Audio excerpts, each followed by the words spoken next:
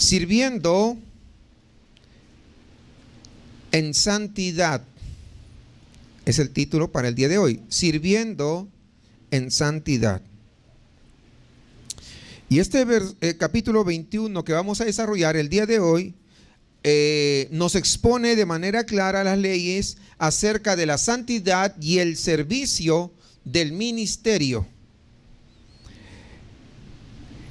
Qué importante es que podamos entender cómo tenemos que ofrecer nuestro servicio. Cuando hablamos de ministerio, muchas veces algunas personas podrían decir o podrían pensar, está hablando de los pastores, ¿verdad? O tal vez está hablando de los evangelistas o de los misioneros. Pero yo les hago acordar un momentito que tenemos nosotros, todos en general, el ministerio de la reconciliación. ¿Sí recuerdan? Y eso nos compete ¿a quién? A todos nosotros, ¿verdad? ¿No? Y entonces, si debe haber santidad en el ministerio, significa santidad es separación o perfección. Y acá en Levítico 21, entonces vamos a seguir con ese código de santidad que hemos estado viendo en los capítulos anteriores, pero aquí va a cambiar un poquito. Hasta aquí, es decir, desde el capítulo 17 al 20, Dios ha dado o está dando instrucciones respecto a la santidad del pueblo. Pero en el capítulo 21 y 22 que vamos a ver hoy, el 21, el Señor da instrucciones adicionales para los sacerdotes. Porque Dios siempre, escúcheme bien, Dios siempre espera más de los ministros. Siempre. Porque con más privilegio hay más que responsabilidad. Más privilegio, más responsabilidad. Más privilegio, más responsabilidad. Tengamos cuidado con en este capítulo entonces acerca de los ministros. No nos vayamos con la finta de que, entonces este capítulo es para los pastores nada más.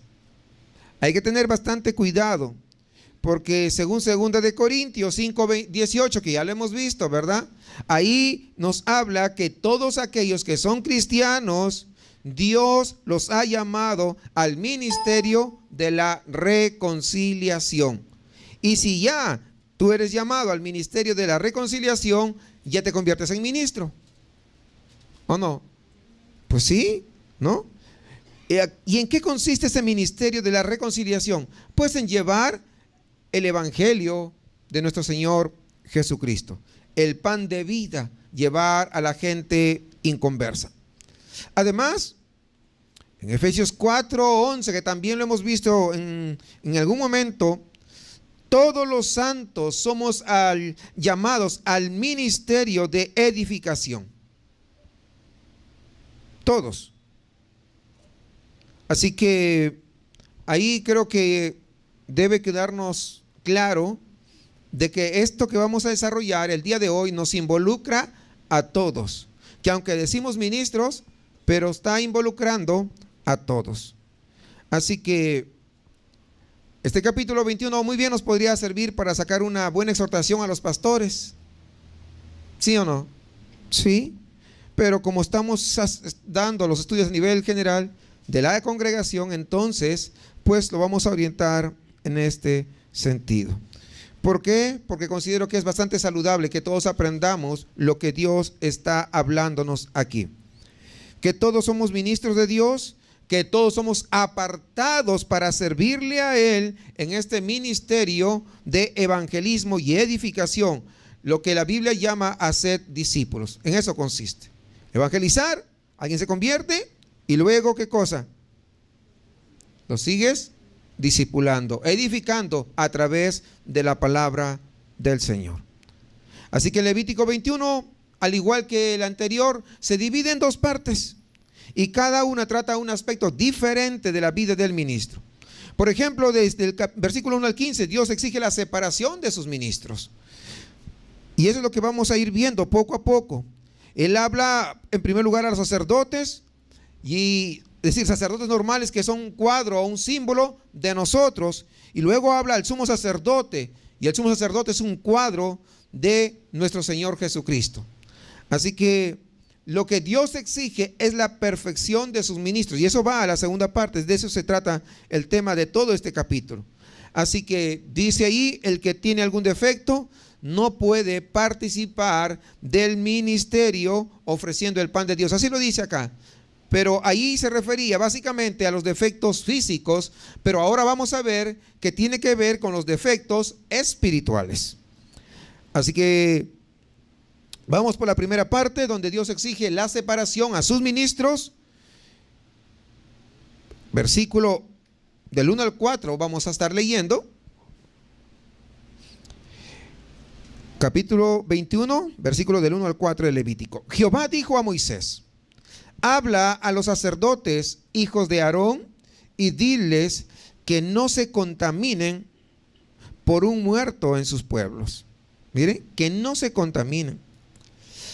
Mas por su pariente cercano, por su madre o por su padre o por su hijo o por su hermano o por su hermana virgen a él cercana, la cual no haya tenido marido, por ella se contaminará. No se contaminará como cualquier hombre de su pueblo, haciéndose inmundo.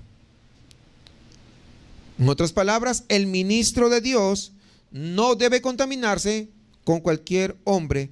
¿Por qué? Porque Dios lo ha apartado, Dios lo ha separado para un uso especial. Entonces, yo no es un hombre común y corriente.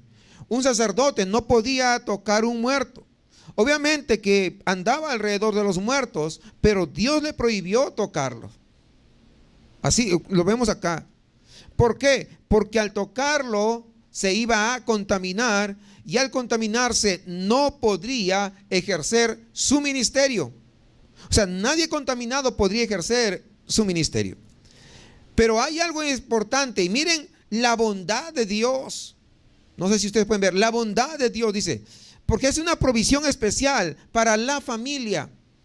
Dios está interesado en las familias.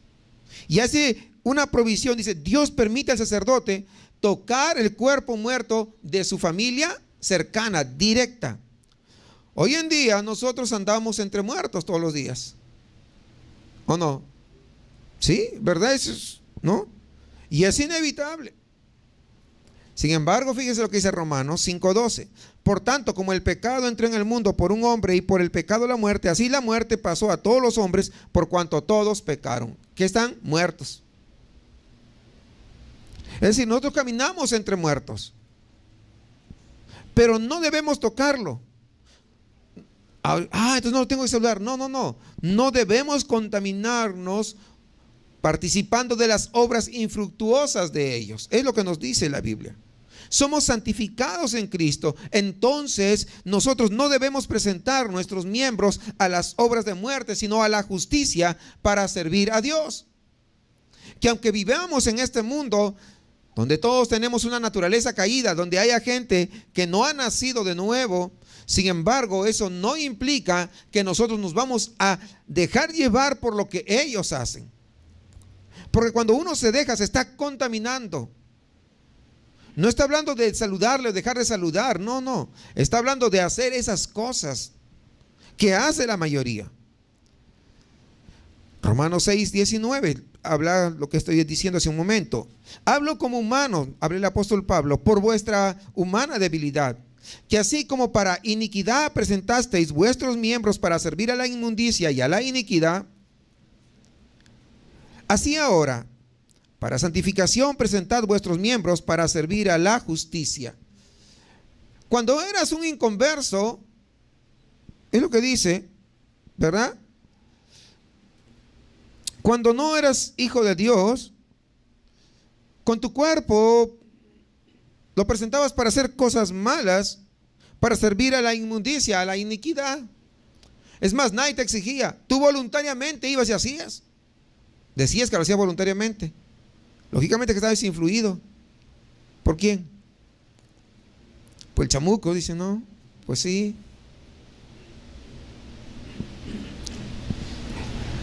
Pero ahora, si antes, cuando estábamos en el mundo, casi voluntariamente íbamos y presentábamos nuestro cuerpo para deleitarnos en esas. Ahora que estamos en el Señor, también, si antes Satanás era nuestro amo, ahora ya no lo es, ahora le pertenecemos a él, también así como allá.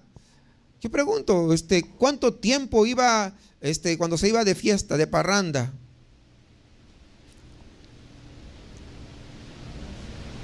¿Una horita? ¿Dos tal vez?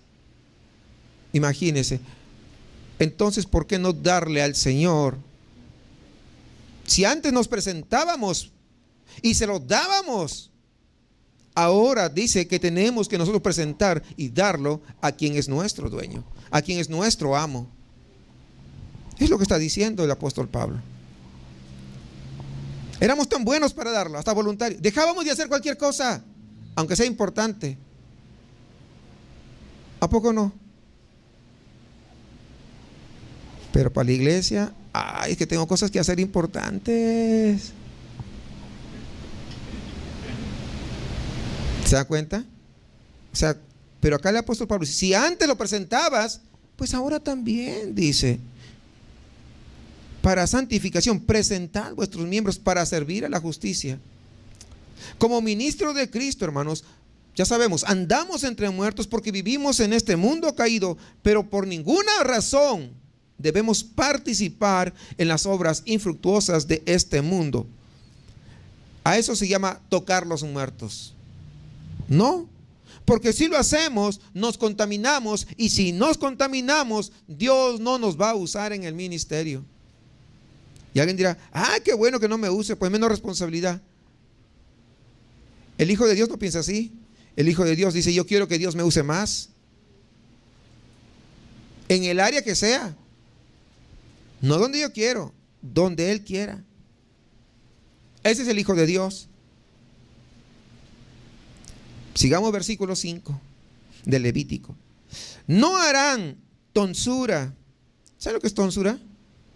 Bueno, apúntelo para su diccionario. Tonsura significa cortar el pelo, hermanos. ¿Ok? En su cabeza, es decir, no se cortará el pelo, ni raerá la punta de su barba, ni en su carne harán rasguños. Y esa palabra rasguños que está en hebreo significa incisión en la piel. Dicho de otra manera, ¿qué cosa es eso? Pues tatuaje. No hay que interpretar, no es una interpretación, ¿verdad? No te harás.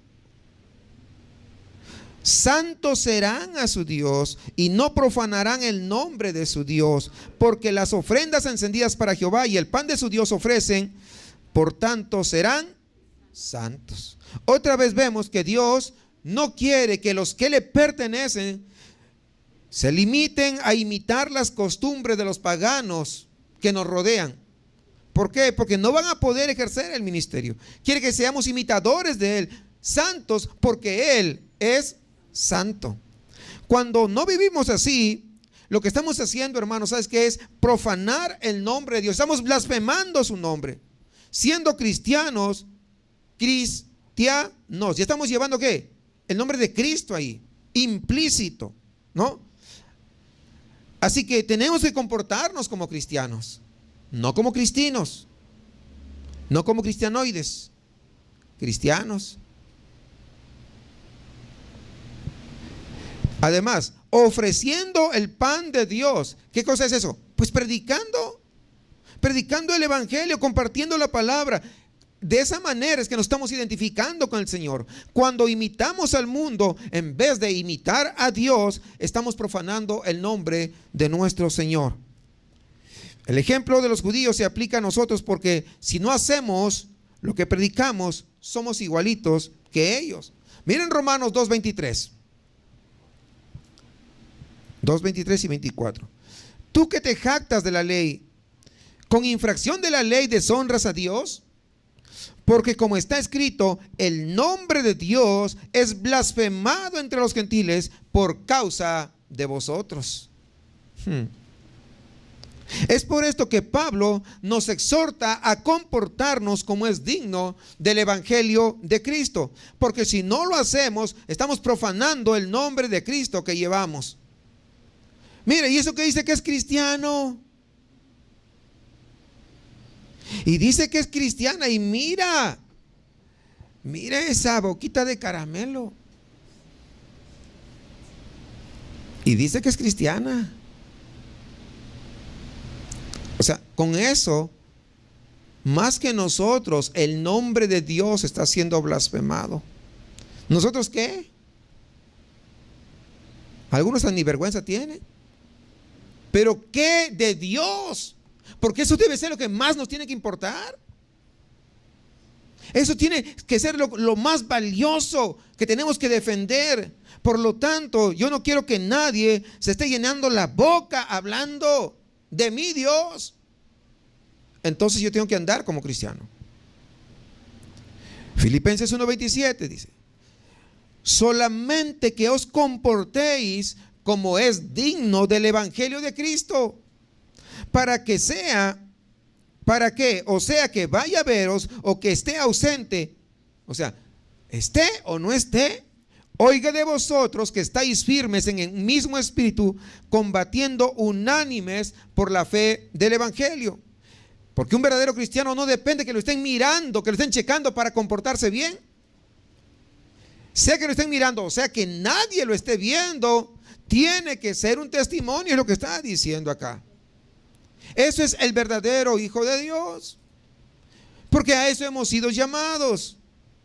Es verdad que podemos estar en un proceso, pero no te salgas de la rueda del alfarero.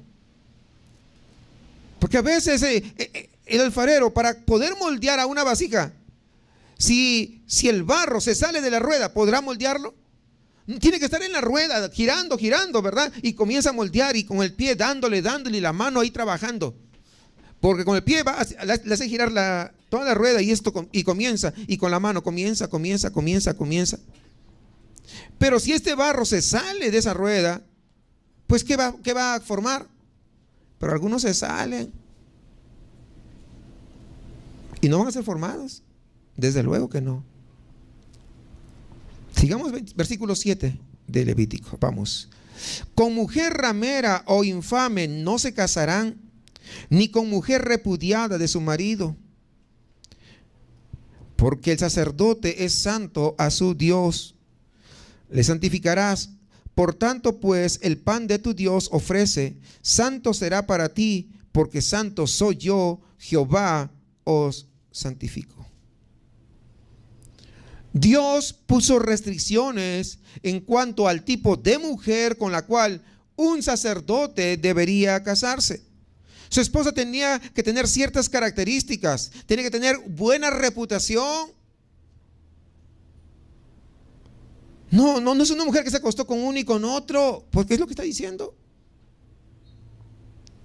El carácter de una esposa, hermanos, y su reputación van a afectar al ministerio del sacerdote. Por lo tanto, el sacerdote tiene que casarse con una mujer irreprensible, con una mujer piadosa. Y aún el día de hoy, este principio es válido. Obviamente, las esposas de los líderes en la iglesia deben ser irreprensibles, deben ser piadosas. Todos aquellos que Dios ha llamado a uno o a otro ministerio tienen que saber comportarse a la altura del ministerio del esposo, a fin de poder apoyar.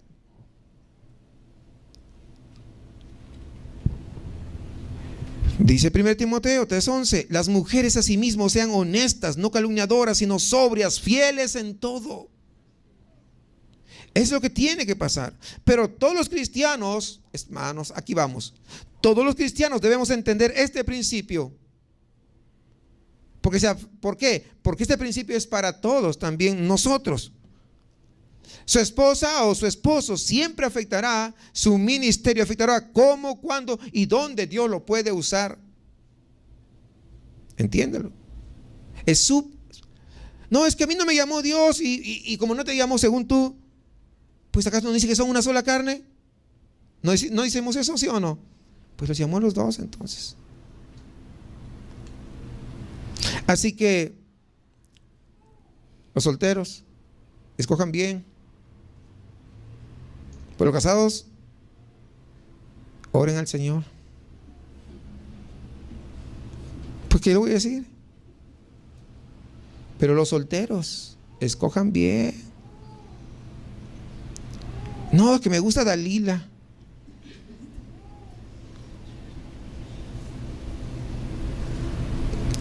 Cuidado. De hecho que hay mundanos hasta dentro de la iglesia, así que también tenga cuidado. No porque venga a la iglesia, ya, muy cristianito. No, cuidado con eso también. Por eso es que hay que pedir dirección de Dios siempre. Siempre. Ya los veo medio enojados, mejor sigamos, hermano. Versículo 9.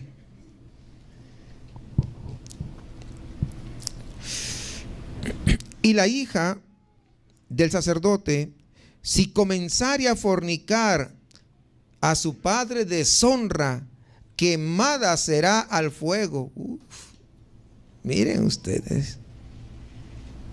Es decir, el esposo o la esposa, en este caso el sacerdote está hablando, la esposa, afecta el ministerio del sacerdote, pero también sus hijos, también el testimonio de sus hijos, el comportamiento de sus hijos.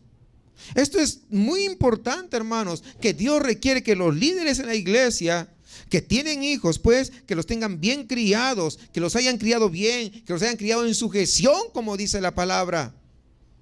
Ahí en 1 Timoteo 3:4, Tito 1:6, hay bastantes recomendaciones al respecto. Ahí se lo voy a leer solamente de 1 Timoteo 3:4. Dice, que gobierne bien su casa, que tenga a sus hijos en sujeción con toda honestidad. Pero una vez más, el principio se aplica a todos los cristianos, no solamente a los pastores. Si sus hijos se comportan mal, ¿quién los crió? Pues los padres. El principio es el mismo, ¿se dan cuenta? Es exactamente el mismo. Y ese mal testimonio de sus hijos malcriados le va a afectar, sobre todo cuando trate de hablar de Cristo a otros. ¿Ves tu comportamiento? Mira tus hijos cómo. Y me voy a predicar y tus hijos todos desbalagados. No te fijes en mis hijos, fíjate en Dios. ¿Qué criterio más cerrado? No, pues el mundo siempre va a vernos a nosotros. Hay que tener bastante cuidado. Entonces, vayamos. Dios exige la separación en las vidas de sus ministros, los sacerdotes. Claro esta parte, ¿verdad? Ahora, Dios exige la separación en el sumo sacerdote. Y esta es la primera mención del sumo sacerdote aquí en la Biblia. Vamos al versículo 10. Y el sumo sacerdote entre sus hermanos, sobre cuya cabeza fue derramado el aceite de la unción y que fue consagrado para llevar las vestiduras, no descubrirá su cabeza ni rasgará sus vestidos. Siempre hemos visto a Aarón como el sacerdote encima de los demás, pero aquí se usa la palabra sumo por primera vez en las Escrituras. Y no es una sorpresa entonces que veamos un buen cuadro de Cristo aquí en este pasaje. Los sacerdotes formaban un cuadro de nosotros, los ministros de la reconciliación, de todos nosotros, los sacerdotes. Pero ahora está hablando ¿de quién? Del sumo sacerdote. Y el sumo sacerdote es el mediador entre Dios y los hombres. Recuerdan que era el único que entraba a este lugar santísimo. ¿Quién es nuestro mediador?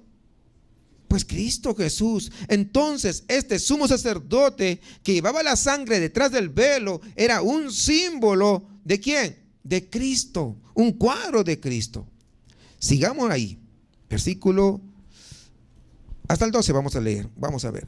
Y el sumo sacerdote entre sus hermanos, sobre cuya cabeza fue derramado el aceite de la unción y que fue consagrado para llevar las vestiduras, no descubrirá su cabeza ni rasgará sus vestidos, ni entrará donde haya alguna persona muerta, ni por su padre, ni por su madre se contaminará, ni saldrá del santuario, ni profanará el santuario de su Dios, porque la consagración por el aceite de la unción de su Dios está sobre él.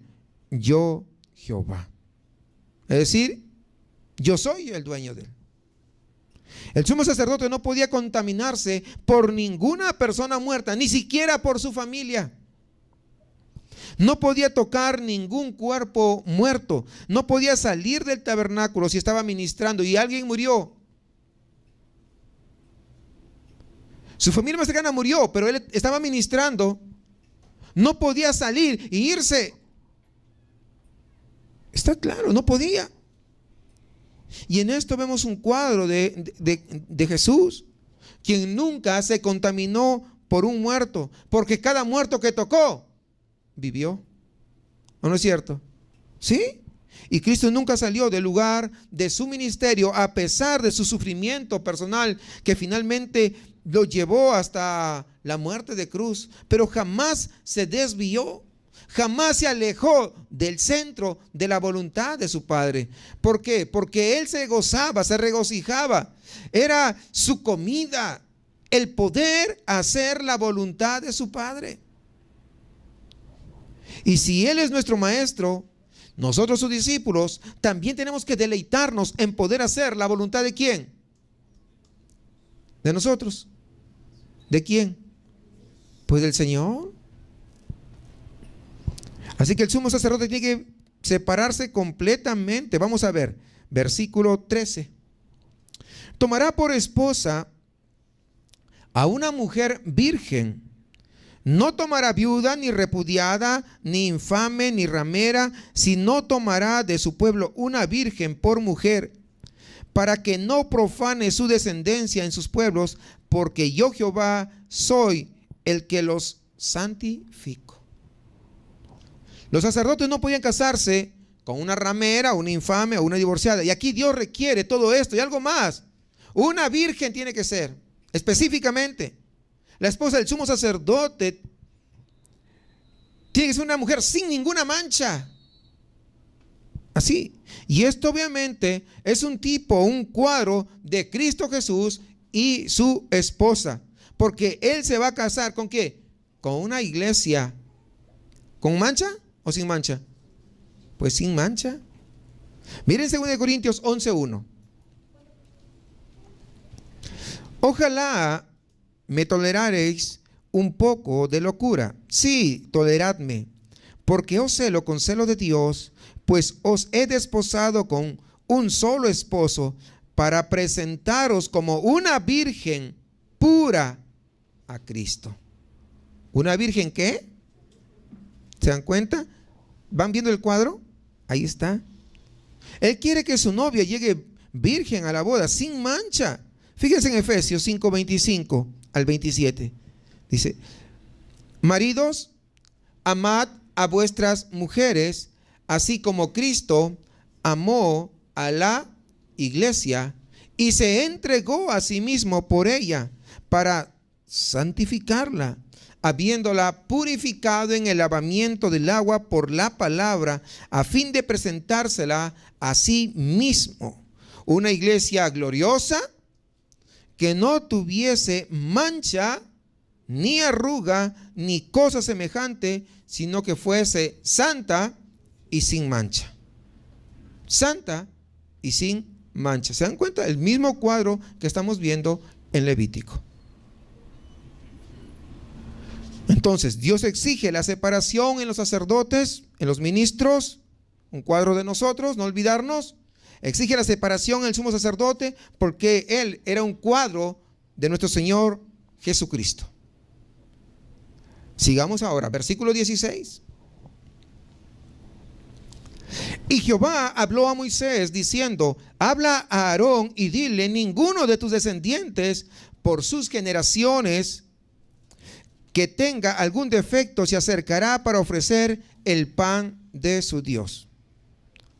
El que tiene defecto, el que no es perfecto, no puede participar del ministerio ofreciendo pan de su Dios. En este pasaje, amados hermanos, vemos sobre los defectos. Y esto tiene que ver con, es un cuadro del cristiano carnal, del que debe ser ya espiritual, del que debe ser ya maduro, perfecto, pero que todavía anda en la inmadurez. A esto se refiere.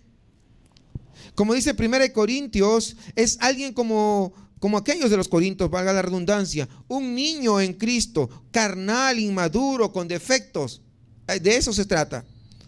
Hebreos 5, también hablando de lo mismo, dice que es alguien como aquellos hebreos que deberían haber sido ya maestros, perfeccionados, pero que todavía no habían alcanzado la madurez. Son versículos que ya lo hemos estudiado.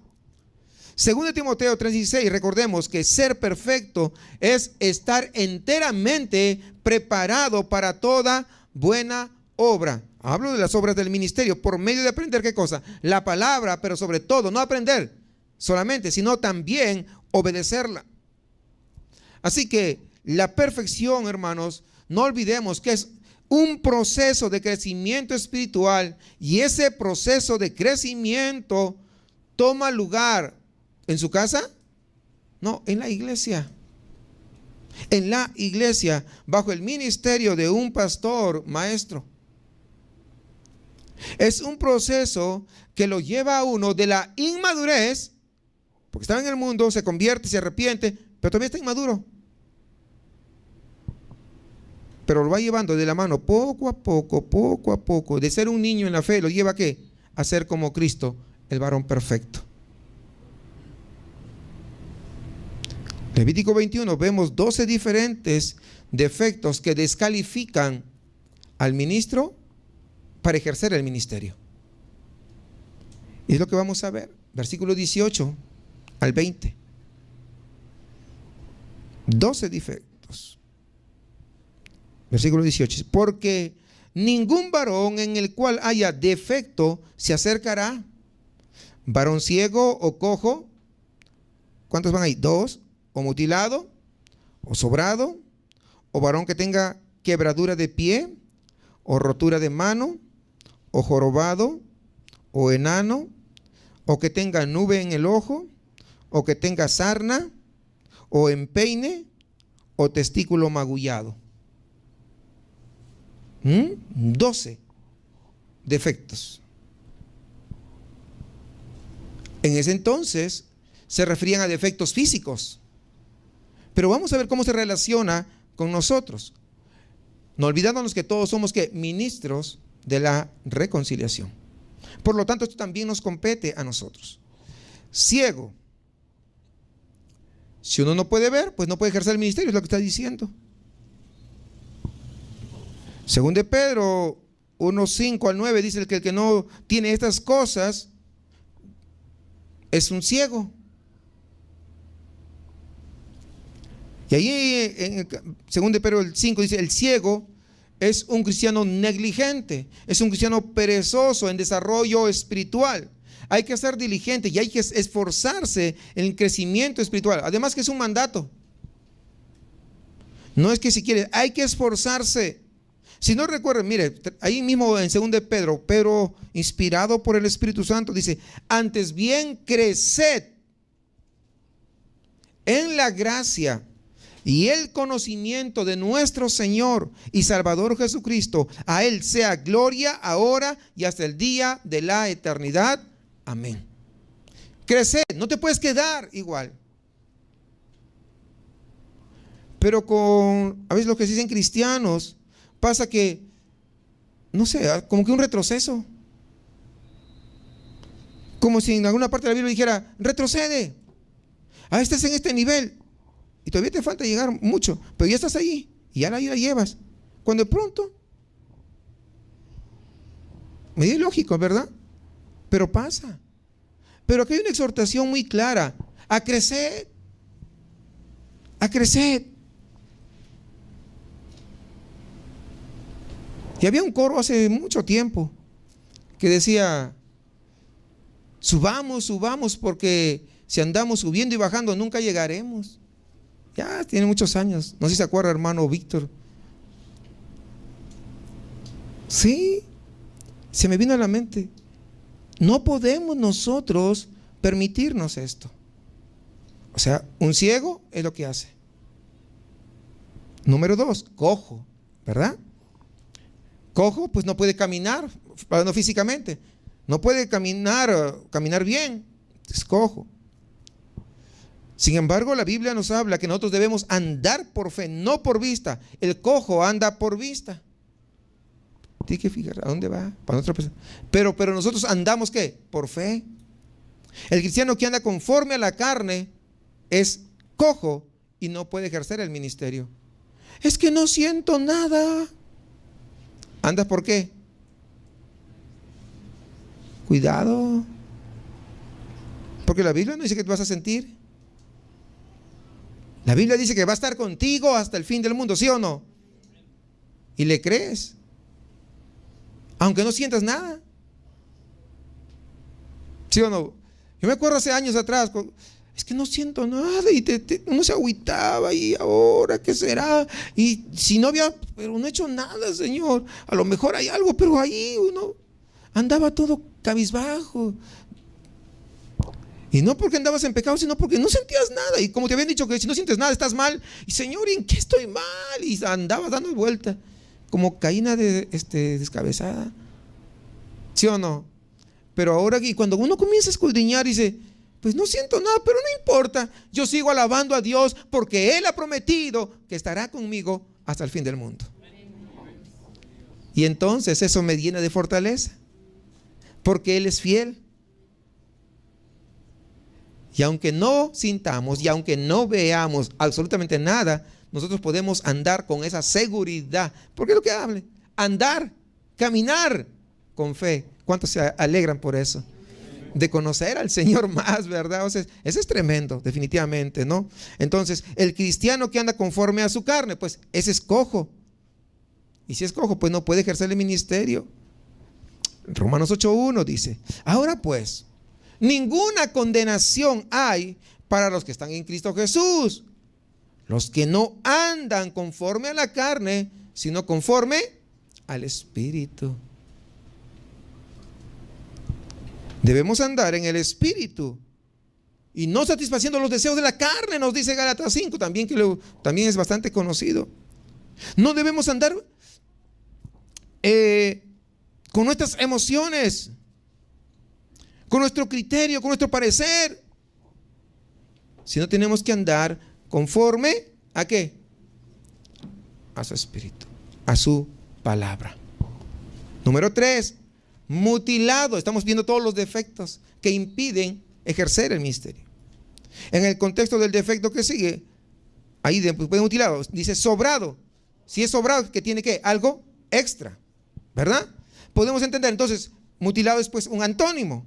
Mutilado aquí es que mientras que a uno le sobra, ¿a este qué? Le hace falta. Sea un miembro amputado, por ejemplo, ¿no? Alguna situación como esas. Algunos son mutilados porque nunca han crecido en el discipulado. Todavía les falta mucho en la fe. Imagínense alguien que ya cumplió 10 años y que siga de este tamañito. Es medio extraño, ¿verdad? Que esté como un nene de 3 meses, de 2 meses. Pues no, ¿verdad? Es imposible. Entonces, está mutilado. Cuando hay alguien que está con un comportamiento así, que parece un nene espiritualmente, pues está mutilado. Les falta. ¿Sí captamos la idea? ¿Ok? ¿No? Otros pueden estar mutilados. ¿Por qué? Porque no están participando en la obra, llevando a cabo su actividad propia en la iglesia, para la que Dios lo preparó para algo y no lo están haciendo. Dios los capacitó para algo y no lo están haciendo. Dios los llamó para algo y no están cumpliendo. Están mutilados.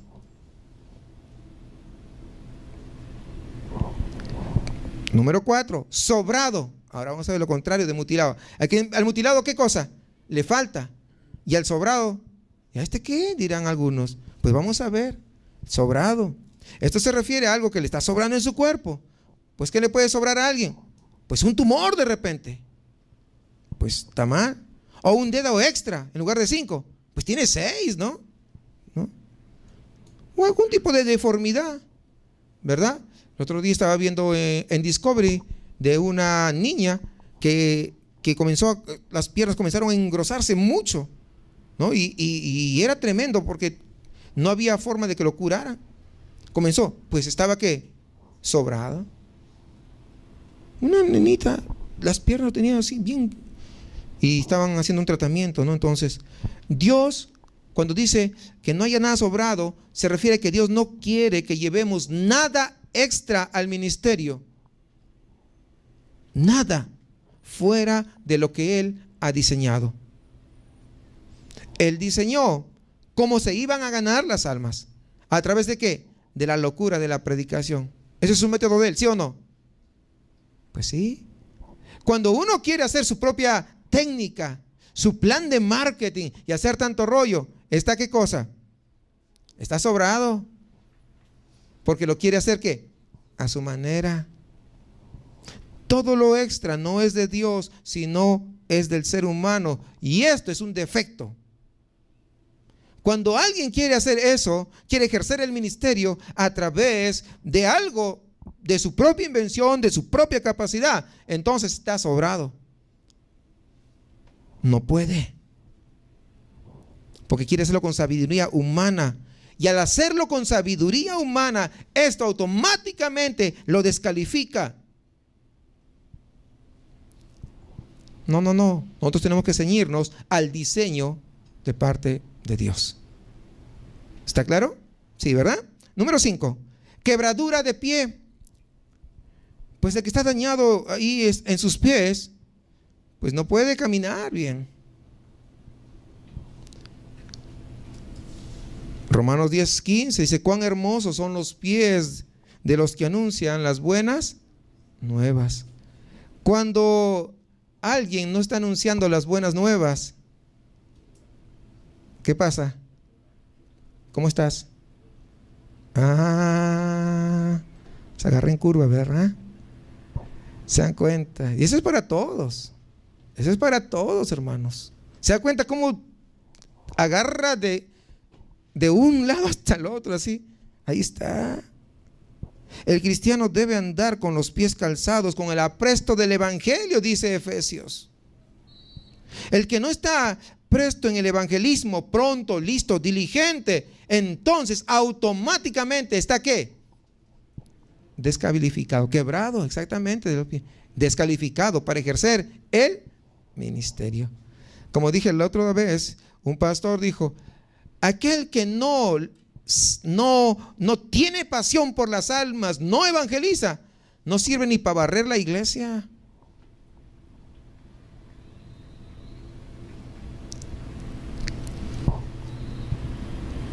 ¿Qué es más importante, barrer la iglesia o predicar a los inconversos?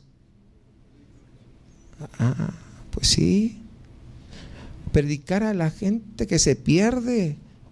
Eso es lo más importante, es lo más valioso, hermanos. Pero cuando lo hacemos, entonces pues estamos acá. Tenemos que entender que no hay ningún don de evangelismo en la Biblia. No, tú tienes el don de evangelismo por eso que... No hay ningún don. Dios nos ha llamado a todos a evangelizar.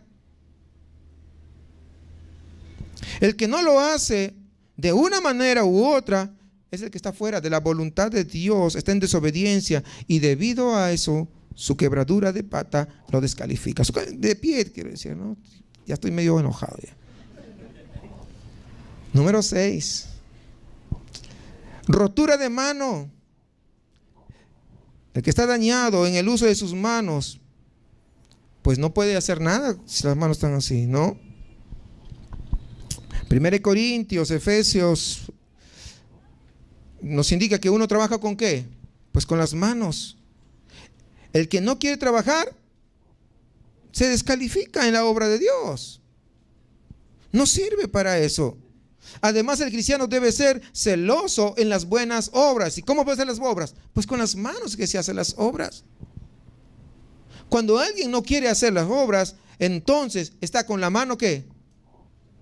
Y eso lo descalifica. Fíjense. Número 7, jorobado.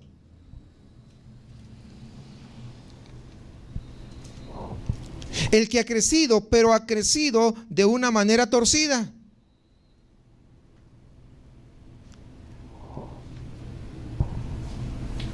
Cuando un árbol está apenas creciendo, le podemos, y vemos que está torciendo, lo podemos poner un palo ahí y lo amarramos firme y se endereza. Pero a esos árboles que están acá en Emiliano Zapata, a ver, enderécelos. ¿Has visto que se han caído varios? Están torcidos. Cuando vino tremendo viento.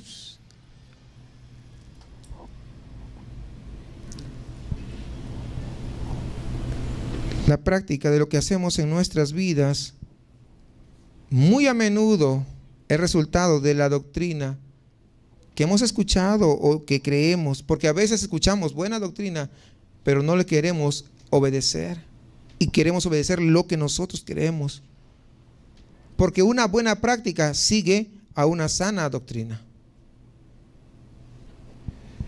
El que crece torcido es el que ha crecido con base en la mala doctrina, y este tipo de creyente pues es un jorobado. Es decir, alguien que creció con una doctrina errónea no califica para el ministerio. Porque ¿qué le va a enseñar? ¿Qué puede enseñar? Dígame. Nada. Jorobado. Va a crecer, va a crear otros jorobaditos. ¿Sí? Porque puede enseñar así. Número 8, enano.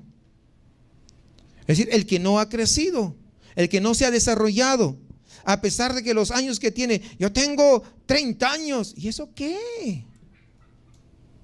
Si no has crecido, si no has desarrollado en tu vida espiritual, no tiene sentido. Tienen 30 años y se siguen comportando como un carnal, 30 años y se siguen comportando como un niño. Todavía está con la lechita, cuando debería ya estar alimentándose de plato sólido, de comida sólida. Entonces, como dice en Hebreos 5, es alguien que ya debería ser capaz de enseñar, pero que aún tiene que volver a aprender los rudimentos de la fe. Entonces, si va a tener que aprender los rudimentos de la fe, pues está descalificado para el ministerio hasta que lo aprenda bien y lo ponga en práctica.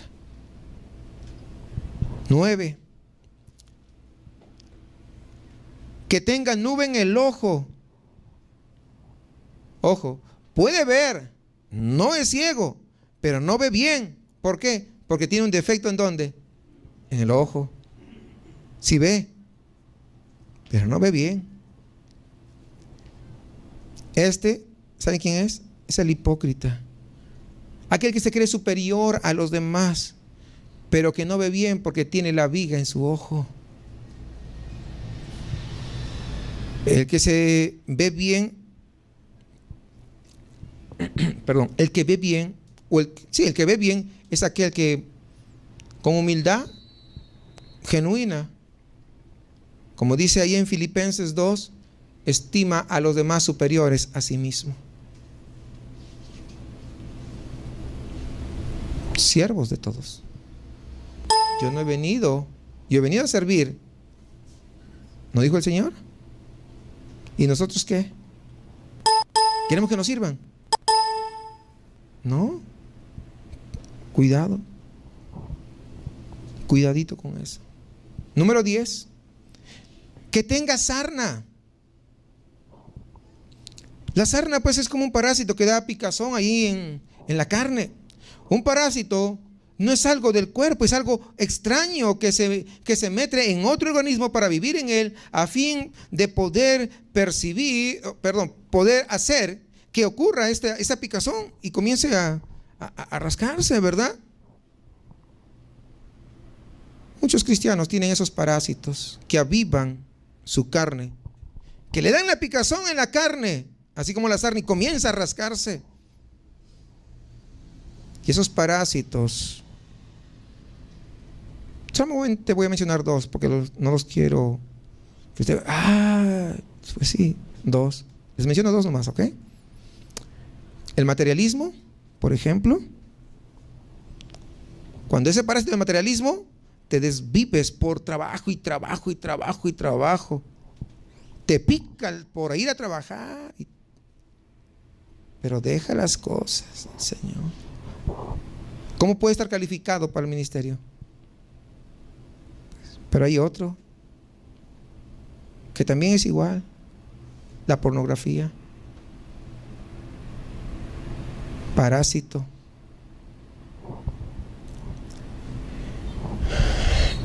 No voy a hablar más sobre eso, pero el que tenga sarna no califica para el ministerio hasta que esté limpio de esos parásitos.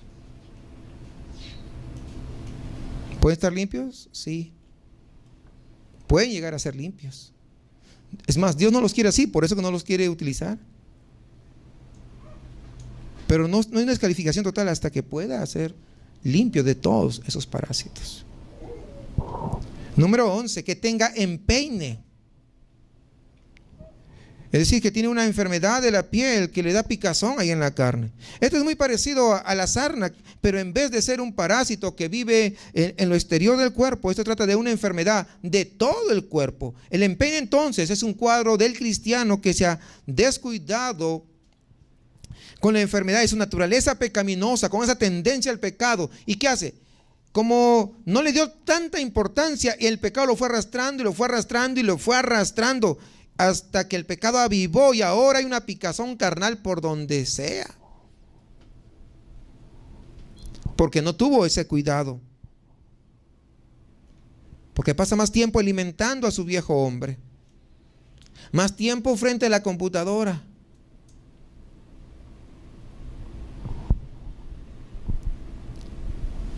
El otro día estaba viendo un programa sobre medicina y pasaron un pequeño corto que iban a dar universidad de maridos, no sé, como algo así. Bueno, pero en el cortito se le ve, dice, que era para supuestamente esposo. Entonces la anfitriona le pregunta: ¿tu esposa tiene las contraseñas de tu Facebook? Sí, dice, pero solamente de uno. Es decir, tenía otra cuenta o otras cuentas.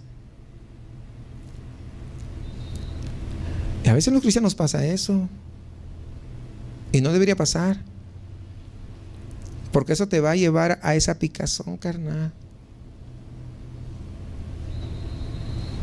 Pues si tu esposa, ¿qué?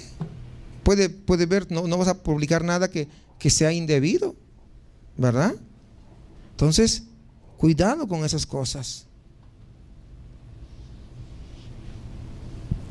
Pasan más tiempo con malos amigos, más tiempo ahí en la televisión o en las películas, yo qué sé, todo eso. Y eso es lo que va a avivar esa picazón en su carne. Y tanto es esa picazón que va a querer volver a satisfacer esos deseos carnales que antes tenía.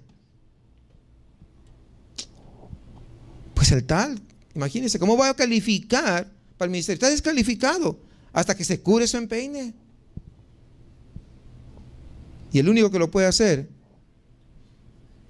es Cristo Jesús, cuando uno se arrepiente.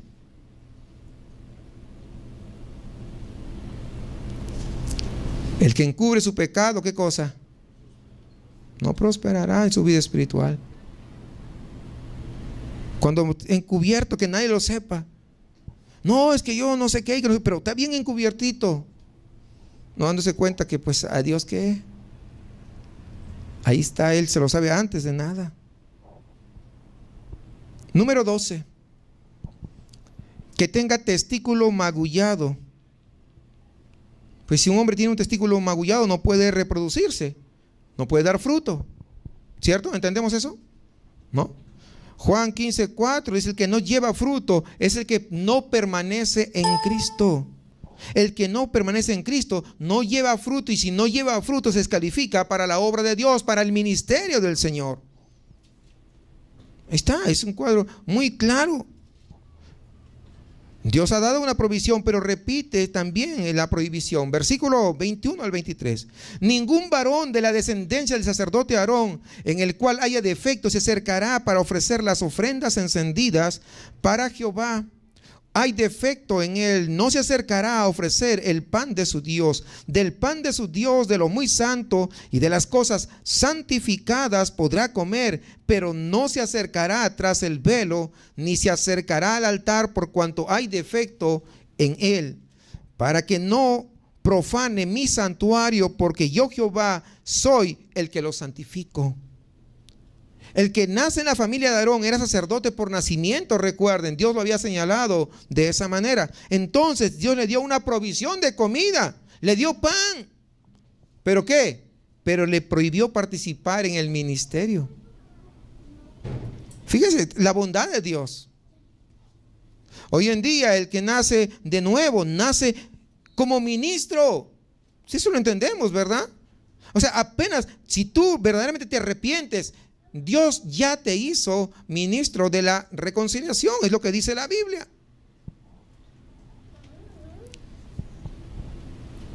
Entonces, como ministros, tenemos que hacer obras para desarrollar ese ministerio. Y al hacer esa obra va a resultar en la edificación del cuerpo de Cristo. Fíjense lo que dice Efesios 2:10. Porque somos hechura suya, creados en Cristo Jesús para buenas obras. ¿Para qué hemos sido creados? Para buenas obras, las cuales Dios preparó de antemano para que anduviésemos en ellas. Y ahí en Efesios 4:11, vamos a más adelantito, dice, y Él mismo constituyó a unos apóstoles, a otros profetas, a otros evangelistas, a otros pastores y maestros, a fin de perfeccionar a los santos para la obra del ministerio. ¿Perfeccionar a quién? ¿Y quiénes son los santos? ¿Para qué? Para la obra del ministerio. Y si ustedes son partícipes de la obra del ministerio, entonces ¿ustedes qué son? ¿Ministros? ¿Se da cuenta? Que no hay escapatoria. Ahí está. Para la edificación del cuerpo de Cristo. Qué interesante. Todos entonces son llamados ministros cuando verdaderamente nos hemos arrepentido. Ahora bien, Dios ha creado una provisión de pan para todos nosotros. ¿Cuál es? La palabra de Dios. Pero si uno no es perfecto, si tiene defecto, como estamos viendo, Dios le prohíbe participar en el ministerio, y el ministro que no se perfecciona perderá su recompensa en el tribunal de Cristo. Puede ser que sea salvo, pero su recompensa frente al tribunal de Cristo, no. Recordamos, les hago recordar 2 Corintios 5:10, porque es necesario que todos nosotros comparezcamos ante el tribunal de Cristo, para que cada uno reciba lo que haya hecho mientras estaba en el cuerpo, sea bueno o sea malo. O sea, vamos a ir al tribunal de Cristo, que es muy diferente al trono blanco. Muy, muy diferente. ¿Cómo podemos ser perfectos? ¿Cómo podemos crecer entonces y así mantener o tener menos defectos y llegar a ser más perfectos? Primero tenemos que entender que ser perfectos es ser como Cristo. En primer lugar, ser perfecto, esa es nuestra meta y ese es el resultado de todo el proceso de santificación que vivimos durante nuestra estadía acá en la tierra.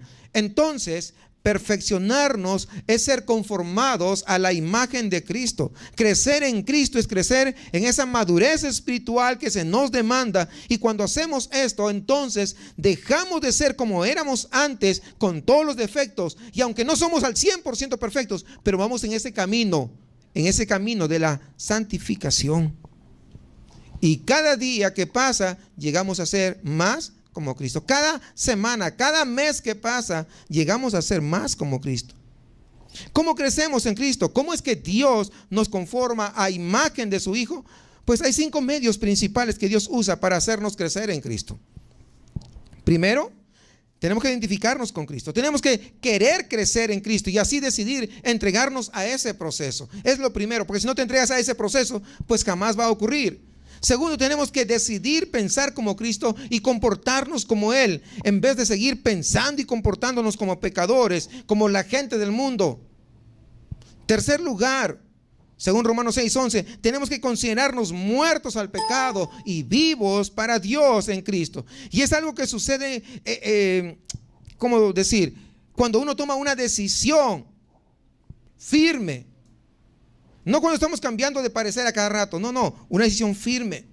En cuarto lugar, tenemos nosotros que decidir vernos en otra categoría de personas, si se quiere. No para sentirnos mejores, no, sino porque ya no pertenecemos a este mundo, sino que ya somos de Cristo.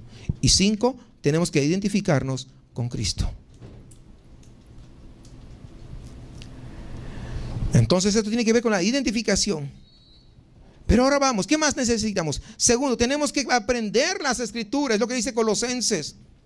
La transformación, al ser transformados a la imagen de Cristo, entonces empieza con la renovación de nuestro entendimiento, es decir, empieza en nuestra mente.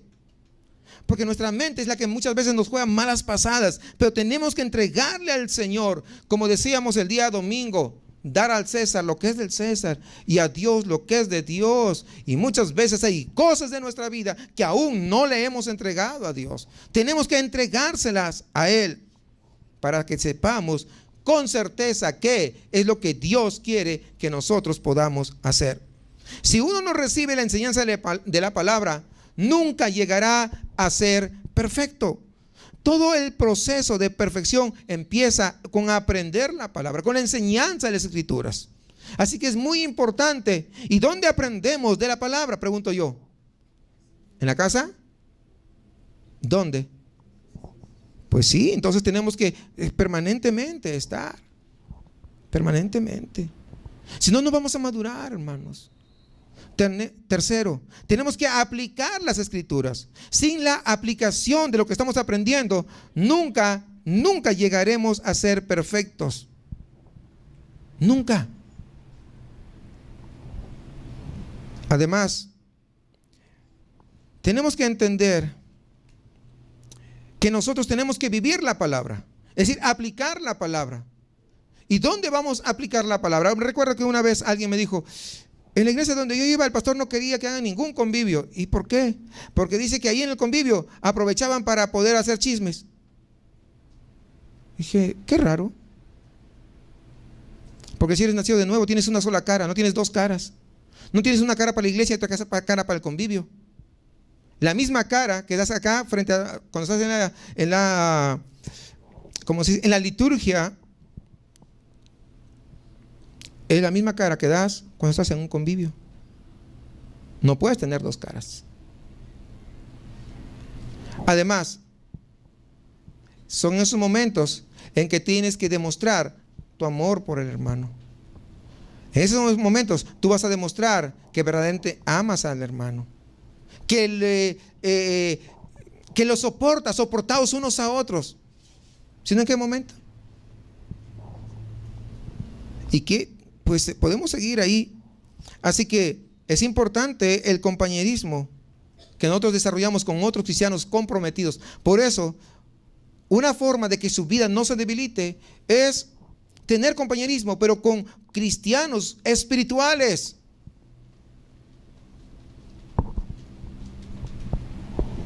Una vez alguien me dijo: mire, es que tengo un problema.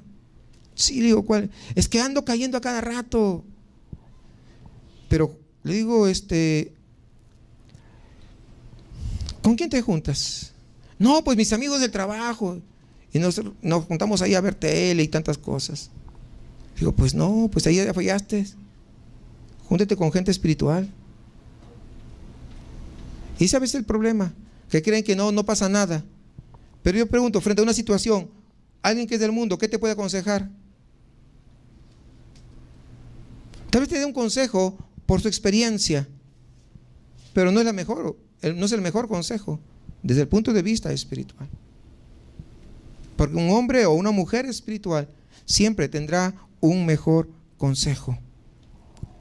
En el compañerismo con otros cristianos, lo que nos permite a nosotros el poder imitar a los que ya están aplicando los principios antes que nosotros. Porque vamos en un proceso y nosotros estamos en el mismo nivel.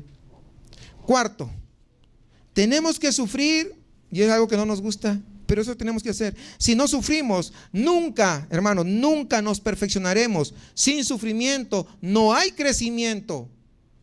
Entiéndalo. Romanos 5 dice que crecemos en tiempos de prueba, en tiempos de dificultades. Pero ¿cuánto nos cuesta aplicar lo que sabemos? ¿Por qué? Porque nos cuesta decidir obedecer la palabra u obedecer lo que sentimos. Y muchas veces nos decantamos por obedecer lo que sentimos en lugar de obedecer a la palabra. Pero déjenme decir una cosa. Por eso que como Dios nos conoce cómo somos nosotros, muchas veces manda las pruebas. Y es el sufrimiento a través del cual Dios se glorifica y resulta en más gloria, en más crecimiento, en más conformación a la imagen de Cristo. Tal vez estés pasando una circunstancia difícil. No hablo de circunstancias porque pecaste, hablo de situaciones que Dios permitió, una prueba, vamos a decir así, para que me entiendas, en tu vida personal. Pero es que Dios ahí está tratando contigo en algún área de tu vida. Y Dios lo está permitiendo, ¿para qué? Porque Dios te está, ¿qué cosa? Te está moldeando. El sufrimiento nos va a hacer que cortemos ese cordón umbilical con el mundo, para que aprendamos a depender de Dios, para que ya no seamos egocéntricos, que no dependamos de nosotros, porque es a través de ese corte del cordón umbilical donde ahora tenemos que acudir al que nos puede salvar, al que nos puede ayudar. Ya no dependemos más del mundo, ahora dependemos únicamente del Señor. Entonces, el sufrimiento es uno de los medios principales que Dios utiliza para quitarnos los defectos y hacernos perfectos como Cristo. Tenemos que sufrir para crecer. ¿Cuántos quieren crecer? Pues va a sufrir. Es lo que está diciendo. Quinto, tenemos que vivir la vida cambiada. Es decir, la obediencia que aprendemos en el sufrimiento no vale nada si no seguimos obedeciendo constante y consistentemente. ¿Por qué? Porque a veces solamente cuando están en el sufrimiento, sí, te voy a obedecer y estamos aquí y estoy ya en la iglesia y estoy a fiel y estoy sirviendo y en esto, aquello y lo otro, pero pasa eso y pasó el sufrimiento y nuevamente regresas a las andanzas. No sirve de absolutamente de nada. Y aquí en este quinto punto se manifiesta ese nuevo estilo de vida que con perseverancia da el fruto que glorifica a Dios. Finalmente, versículo 24 de Levítico. Y Moisés habló esto a Aarón y a sus hijos y a todos los hijos de Israel. ¿Y a quién? A todos. Este mensaje de santidad y el servicio entonces es para todos. Cada uno de nosotros que hemos nacido de nuevo somos ministros de Dios y tenemos que comportarnos a la altura de lo que Él desea. Pero para hacer las obras necesitamos la santidad. Tenemos que separarnos del pecado. Tenemos que apartarnos para el uso de Dios. Esto quiere decir que tenemos que ser perfeccionados. Con lo cual, pasaremos situaciones, pasaremos pruebas, pasaremos desiertos, pero la mano del Señor siempre estará sobre nosotros. Hermanos, es mejor dejarnos moldear por Él que luego vivir consecuencias. Es mejor someternos a Él. Es mejor separarnos para Él antes que venga el día malo. Y como dice que dice a los jóvenes, pero realmente es a todos. Y lleguen los años en los cuales digas, no tengo en ellos contentamiento. Mucha gente que entregó su vida al Señor, siendo ya grande, se arrepiente. ¿Por qué no más joven? Me hubiera gustado predicar, me hubiera gustado salir, me hubiera gustado evangelizar. Pero cuando estabas joven no querías nada. No es que nadie me predicó. Todos ustedes están jóvenes, aprovechen. Aprovechen. Pues están jóvenes. ¿Quién tiene más de 100? Levanta la mano. Pues nada, están tan jóvenes. Hermanos, hay una exhortación muy clara. Seamos discípulos y hagamos discípulos. Separémonos para el Señor y alejémonos del mundo. Honremos a Dios con buenas obras, sirviéndole siempre en santidad como a Él le agrada.